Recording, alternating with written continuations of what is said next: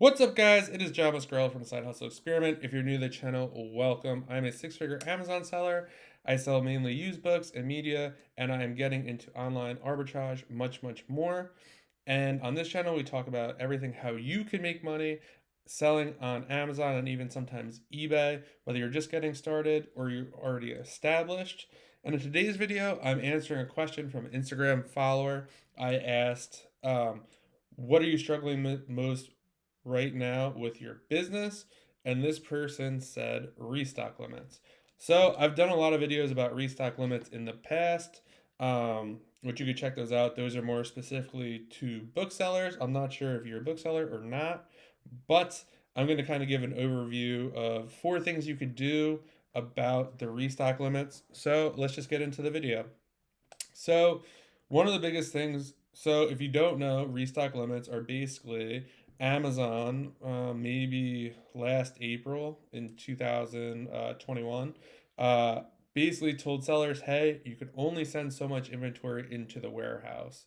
Now, with everything that happened in the world, um, you know, we basically exploded in growth. We couldn't build enough warehouses quick enough, blah, blah, blah, blah, blah. So you guys can only send an X amount of inventory.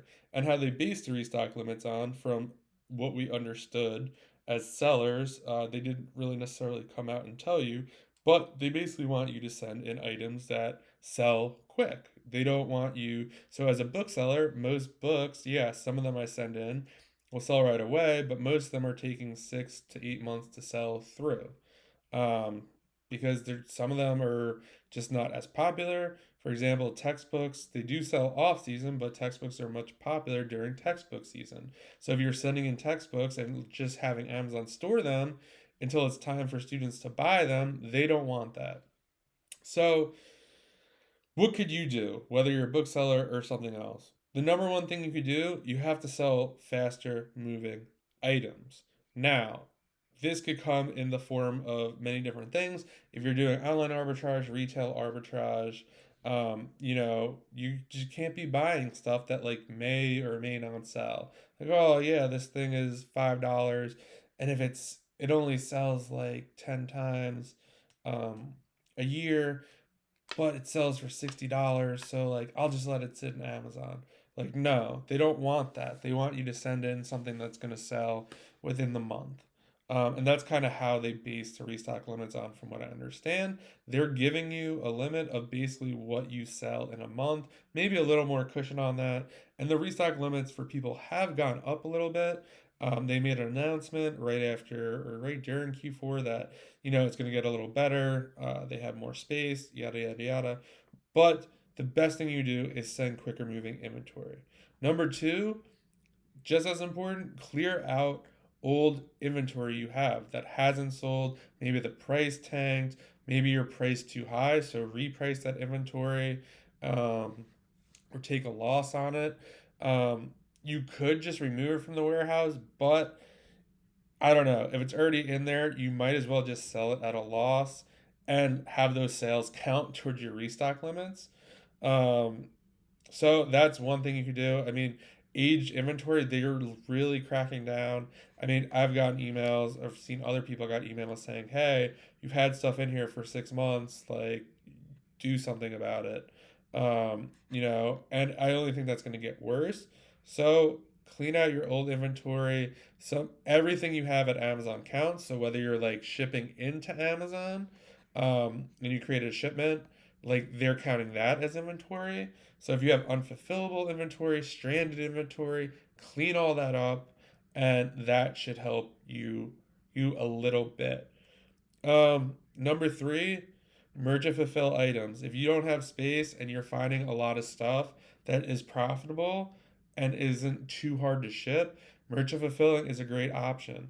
It will improve your cash flow because you get paid quicker. You don't have to worry about Amazon losing your inventory at a warehouse. You don't have to worry about the amount of time it takes to get stuff checked in.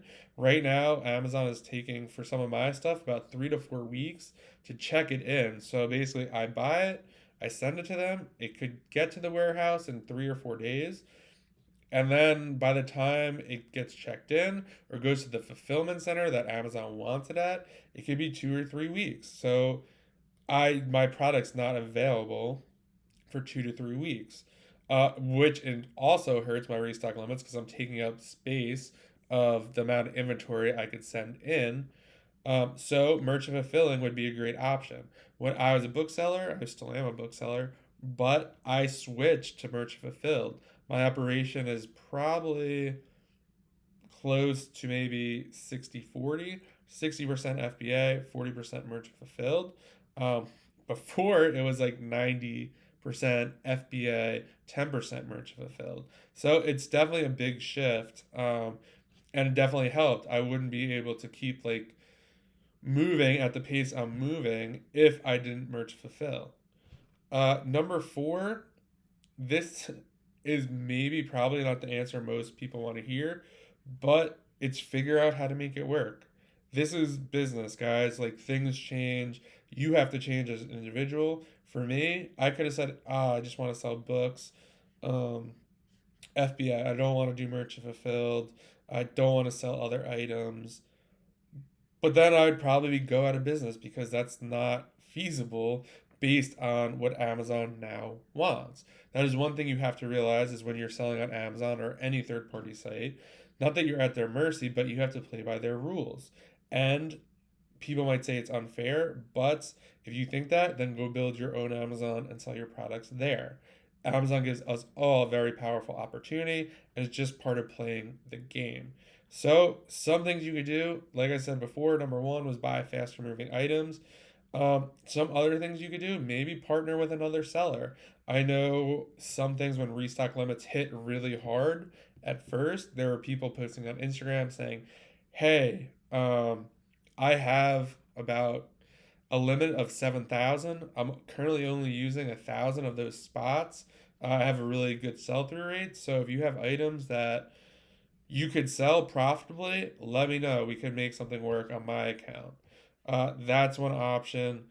I guess another one would be just sell a different product. Like if you're selling books, I moved to online arbitrage. You could do retail arbitrage. There's just so many different things you could do. You just can't blame your business or lack of business on restock limits. You have to find a way to make it work with Amazon and your business. And another option is just don't sell on Amazon. I know I used to say that a lot, but I mean, that's kind of it. So I hope you found that helpful. So let's just break it down one more time. You can sell faster moving inventory to increase your score. The more items you are selling, the more your score could go up. Number two, clear out old inventory, stale inventory, stuff that's been in there 6 to 8 months to a year.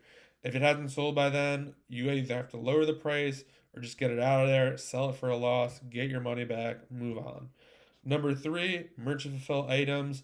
If you send them yourself to the customer, you'll get money quicker. You don't have to worry about Amazon losing it, breaking it, all that stuff that happens at a fulfillment house. And number four, just figure out how to make it work. If you want to sell on Amazon, get creative, partner with someone, sell different items. Maybe, I don't know, look into other options. Just get creative, figure out a way how to pivot and get through the restock limits. Even though this has created a big problem for sellers, it's also going to squeeze a lot of sellers out who can't adapt and move, which therefore will be better for us later on. So just figure out a way to get through it right now and it'll be worth it. That's all I got for you for this question. If you enjoyed the video, please like it, please subscribe to the channel, and let me know in the comments what you've been doing to combat restock limits.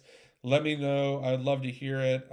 It's a constantly evolving thing. I'm always talking to people about it. People are always asking me about it. And let me know. And I will see you guys in the next video. Thanks for watching.